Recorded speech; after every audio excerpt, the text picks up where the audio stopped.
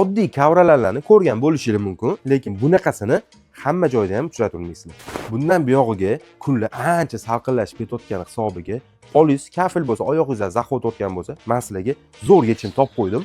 Kavralarli samakilika. Bu yumshoq material bo'ladi. Oddiy kavralarni ko'rgansizlar, lekin bunisi samakilikali kavralar.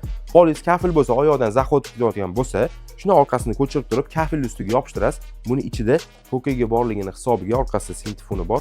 Shuni hisobiga zaxi ushiydi. Bemalol ustida yotib uxlasanglar ham bo'ladi. Razmeri 60 ga 60 ko'rib turganinglar, buni 4-5 xil ranglardan bor, videoda qo'yib ketaman.